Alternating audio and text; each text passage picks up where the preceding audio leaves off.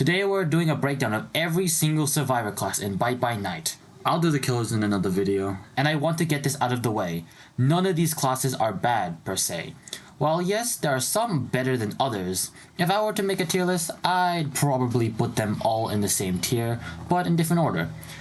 So I'll be ranking them as I go.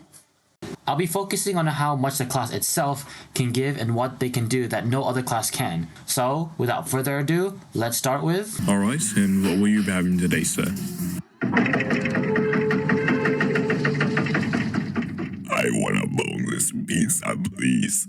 Customer is the beginner class of the game, being completely free and automatically obtained upon joining, equipped with a pizza and soda on their waist. The class's two abilities are pizza and drink, which is apparently a reference to the I drink soda and I eat pizza meme. I don't really get it, but it's another meme in the pile they already have in the game. Starting off with pizza, which is a strong ability healing you for 20% of your missing HP. The lower you are, the more you heal. For example, if you eat pizza at 94 HP, you only heal 2. Use it at 21, you heal 16. It's just basic math. What makes this ability so strong is its short cooldown and animation time. Pizza having only a 30-second cooldown and a 3-second animation time. And because of this, you can spam the hell out of this move like no tomorrow. You're low? Have pizza. You're down to 2 HP?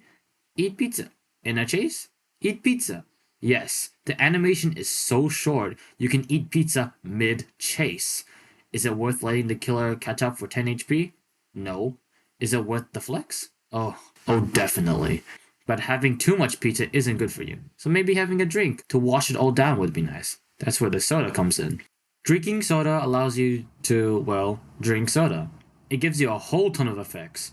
Giving extra 20 stamina when not full, a speed boost for 5 seconds, energetic for 15 seconds, which decreases stamina drain, and exhausted for 20 seconds, reducing stamina regeneration. I know that grammatically doesn't make sense, but just work with me here, yeah? And also, if you're seeing rest in the status effects, that's because the game updated while I was recording this. It used to be rest, but now it's exhausted. It does the same thing, just with different name. After the energetic effect wears off, you get slowness for 3 seconds, which is, well, it's kinda obvious at what it does.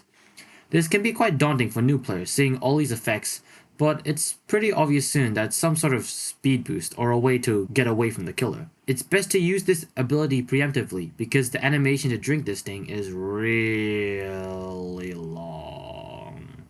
So you have to make sure a good distance is between you and the killer. If you don't, well... Always come back. Because of the nature of customers' abilities, the class prioritizes on its own safety, with no way to support the players. This allows new players to focus on game mechanics such as generators and how to get out of chases on their own. This also allows them to focus on the map without having to focus on the other players, being a strong, independent class when starting at the game, acting as the tutorial. But as players learn how powerful teamwork can be, this class becomes redundant.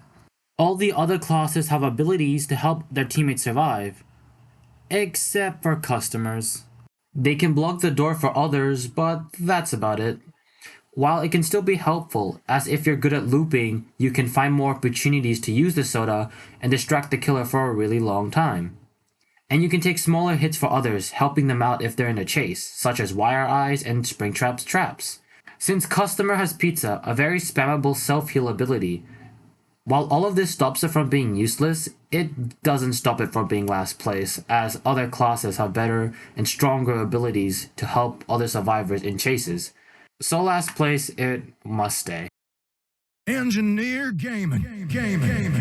Technician is the 5th class added into the Survivor team, taking the fabled Venny mask from FNAF Security Breach into its main gameplay, with the addition of constantly hitting poor Spingy with a 12 dosage of Discombobulate. Ow. Technician functions as a secondary option to the Survivalist playstyle with the help of the Venny mask and its phase dashes, alongside taking a partial support role to assist the team using Static Mirage. Getting the easy one out of the way, the Static Mirage places down a tiny little goober in front of you for about 3 seconds, having a cooldown of 20 seconds. With a placement limit of 2, once active, this tiny little thing will last for 60 seconds, and if a killer gets close to it, it'll apply extreme levels of slowness and daze to them. We already talked about slowness, but with daze, that just simply makes the screen very blurry for the killer. Oh my god. Oh, I can't see anything! Oh, I can't see! It's so annoying! This can be destroyed in one hit, so it is advised to place it in a spot where it would force the animatronic to waste their time finding it or take a minor detour for a stronger distraction. There's a multitude of ways to get value out of this move, such as chaining debuffs in constantly looped areas, heavily locking down a single choke point, and resetting your own loops. None of these methods are stronger than the other, having their own niches. The ones you use will usually depend on the animatronic and their playstyle you're going against. So there's no right way to use the goober. The main thing to keep in mind is to avoid being in a vulnerable state, as the animatronic can make use of it in the heat of the moment by having cover or long gaps for them to close. And also because the animation takes quite a bit. Hurry up! I'm dead! It takes so long! As for the Veni mask, using the ability will equip the mask and force you into first person. While active, a bar that drains over the course of 13 seconds will deplete. Objects that can be phased are highlighted transparent purple, but have different tiers based on the benefit of their usage. Higher tiers will give larger amount of slowness, so pick carefully when the time calls. The mask can be taken off early for a reduced cooldown, based on the amount of bar you still have left. Using your phase dash while moving into a phaseable object will make you do a brief dash, draining your mask duration by 7.5 seconds in the process, hence, 2 uses maxes while equipped. With knowledge of the object tiers and which ones are which, the best way to use the mask varies, between making new loops, denying Springchat's value in his traps, or making extra distance without stamina consumption. Please be careful with this thing, it gets finicky sometimes, it's weird. I smell feet. I'm trying to go through! Dude, let me eat. It won't let me eat. Oh my god, this game sucks. Oh, you pressed E. Yeah, I was pressing E. It wasn't working at all. What holds it back is that it's not very reliably consistent, as the phase is a bit dookie to pull off sometimes, and it's not guaranteed that can make you good distance with it. You won't always be able to get the greatest use of Static Mirage because the killer might get lured in the opposite direction. Okay. Loop Bro, I did back not around know the how to hallway. use technician. Loop back around. Loop here. Oh my god.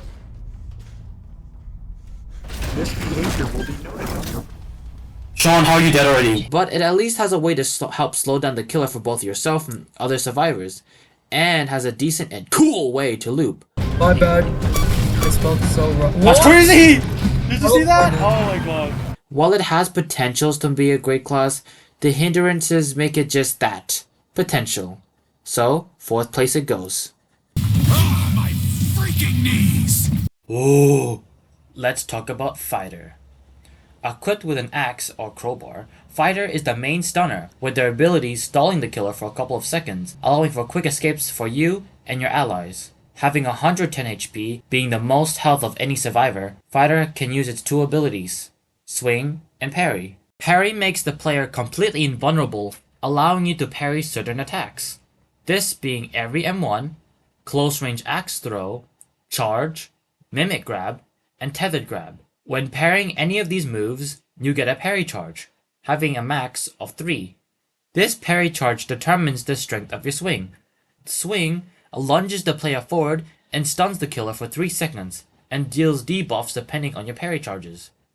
As there are 3 parry charges, naturally there are 3 levels, and at all levels they will stun and inflict 5 seconds of a different status effect. You start off the game with 1 charge, which will inflict slowness. 2 charges will give blindness and deafness. Similar to Springtrap's Scream, blindness and deafness darkens the area around you and muffles the noise.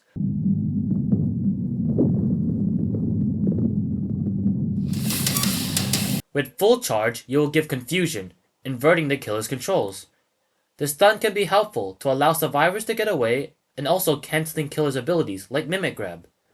You want to be in a position where the killer is likely to use their attacks on you, so you can get your parry and charge up your swing. But there's a problem with all this parrying. Fighter is way too predictable and way too reliant on its parry.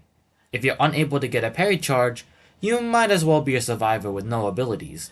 I have so much footage of fighters trying to parry me to only get swung at. What makes it worse is that you get weakness for 2 seconds, causing you to take extra damage in this state. And don't get me started on the fact that you can outright dodge the swing. And because you launch forward, if you're too close, you miss the swing. And sometimes killers can sidestep it. It's a thing. I've done it multiple times where I just sidestep the swing. You can try mixing it up by alluring a killer to attack you at a generator, allowing you to parry them, or putting yourself in an easy position to get tethered or charged.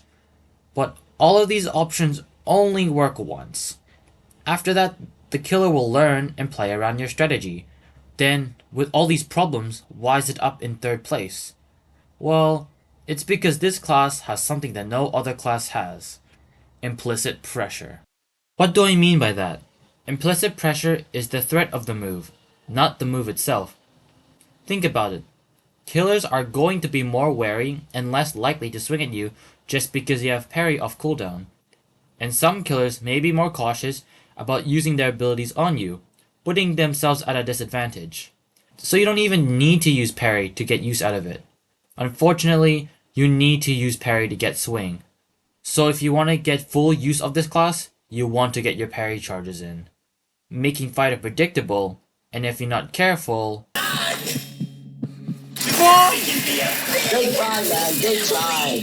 But this doesn't stop Fighter from being a really fun class. I have spent a lot of time off camera playing Fighter because it's just too darn fun to land and predict the parry, and hit that oh sweet and satisfying swing. But if you want to play more optimally, it's best to pick a different class. At the end of the day, Fighter relies too much on the parry to be efficient at its job at stunning, but its existence can make killers hesitant while being able to shut down some moves, but not too hesitant to just outright kill you, and can be very easy to play around, especially against experienced players, putting it in a comfortable third place.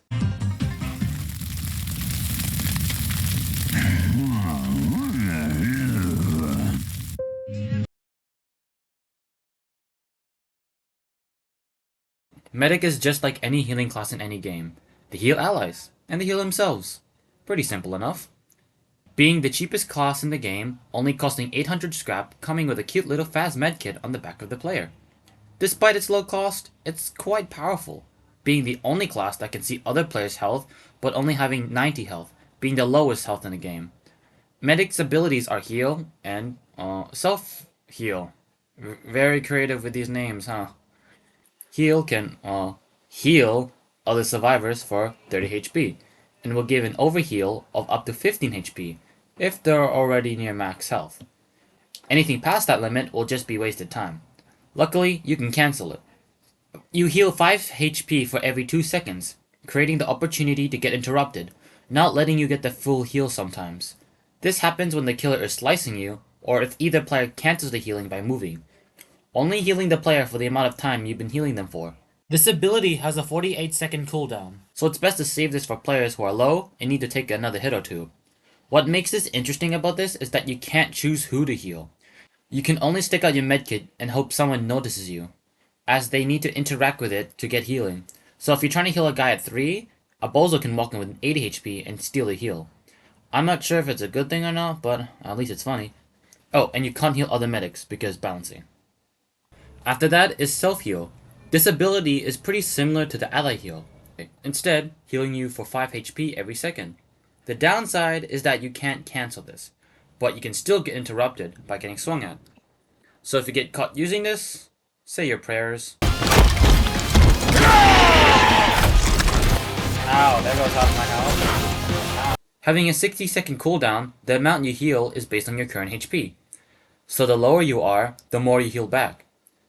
But self-heal sometimes only heals 30, no matter how much your HP is. I'm not sure if this is a bug, but it's just something. There is one downside to all this healing, is that you need to actually get out of chases to get use of this class, as its abilities leaves players vulnerable and can't just use them whenever. And this can be difficult if the killer decides to hard target you, just because you're the medic. But if you're good at the game, you can loot the killer for hours, and by the time they catch up and kill you, you've given your teammates enough time to finish all the tasks, and maybe even enough time for the exit to almost open. Medic can also prevent exit camping by healing everyone just enough that they can take another hit or two from the killer. Although Medic does have the same weakness as Customer, where it can't provide anything in chases, but the ability to heal your teammates overrides that weakness. The only reason Medic isn't number 1 is just that the class that is in that number 1 spot is just better. We'll get to that soon. Being able to heal a good chunk of your team's HP, as well as your own, when given the opportunity, can be a real headache to killers, as if they know if they lose the chase, they'll likely get healed. Done right, can provide infinite health to the team. So, second place it goes.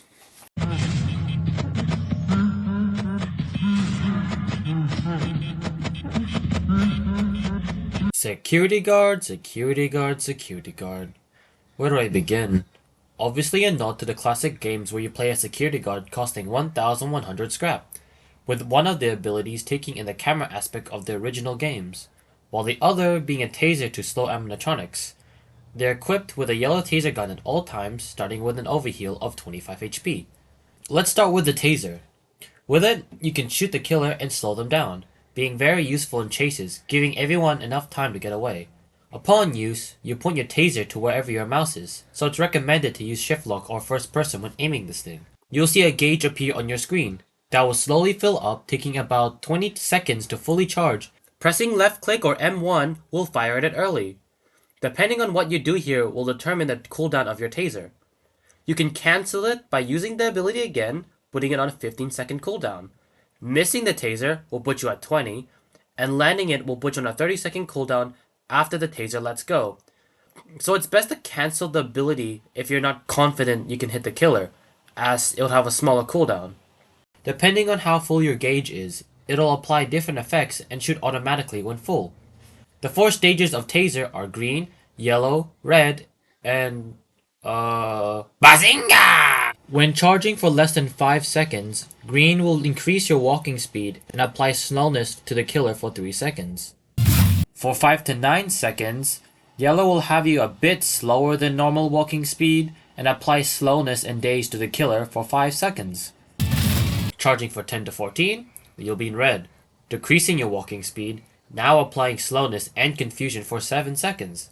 With the final stage, Bazinga! Greatly reducing your speed even more, now shooting with slowness and silence for 9 seconds.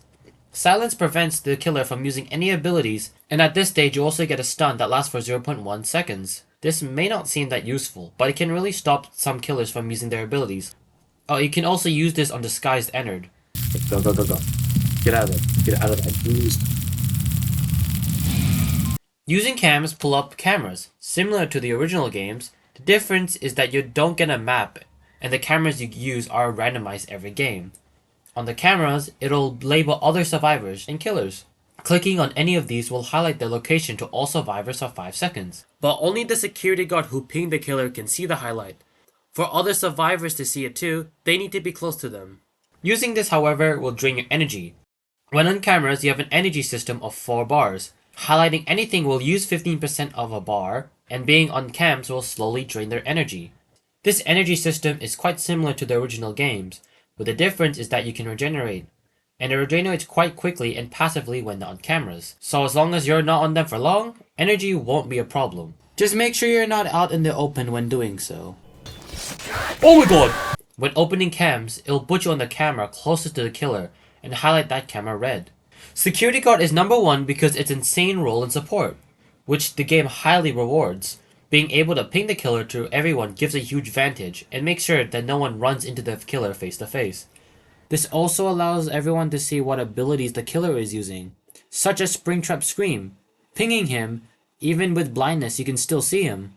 This also gives other classes better opportunities to use their abilities. A lot of them require the killer to be far away, but with all the walls and stuff in the way, except in Forest, it's hard to tell where the killer is and determine if it's safe to use their abilities. But Security Guard can remove that limitation. For example, Technician can place their static mirage in better places, Medics can heal more comfortably, and the customer, well, you can do customer things. Cams also allow other fighters and security guards to help any survivors being chased. It also opens opportunities for stronger looping, as it can prevent the killer from pincering you and give you a massive lead if they try to do so. Taser is a really good way to slow the killer. While being decent in your own chase, you can give other survivors a big lead, sometimes even allowing them to escape them entirely. While not being perfect, as anything below red lets the killer use their abilities and leave security guard open, This can be stopped by going behind cover and shooting from a distance. Nice, nice. Getting cover. See? Let's go. Teaser can be even more powerful when using cams. By highlighting the killer, you can see where they're going and charge it with taser beforehand. And if they're chasing someone and they're in good shooting distance, let it rip. Oh, that sucks. Security guard is number one because while medic is really good outside of chases, security guard is really good in both in and out of chases, and making sure that no one gets hit in the first place. Using cams to let survivors stay away from the killer, and taser gives teammates time to leave, putting it in the number one spot. But in the end, Bite by Night is a teamwork game. The best way to win is to work together. Looking at you, hiders. Medics heal fighters who stun for security guards who ping the killer for technicians to place their goobers while customers distract. While the classes are ranked based on the full power each class can give to the team, it doesn't matter if those guys are just hiding in a corner. A well-balanced team is infinitely better than a lobby with one class. Everyone has a job, everyone has a part to play. Just like in real life, where everyone needs to pitch in together to get the job done. So don't slack off while your team struggles. Help them in the way you can using your own set of skills, both in-game and in real life. I hope you enjoyed this video. There's a lot I wanted to talk about, but with this new Survivor coming and the new update, and the fact I'm kinda doing this all solo and I also have another video to make, time isn't a luxury I have. Especially when they keep rolling out new updates like crazy. Like, the game updates while I'm making this. It's... Bye bye Nep devs, please stop making this hard for me. Oh. They're not doing a new Survivor? Nice. But, okay, fighter rework, I guess. If you want me to do a bigger breakdown on a certain class or to expand some things, put your thoughts in the comments below. Also comment if you have any points I missed. I probably did. And put your opinions. Was I right? Was I wrong? This whole thing was my opinions and what I think. So yeah, people might think differently. Thank you so much for watching, and hopefully I get the next one out within a month. See ya.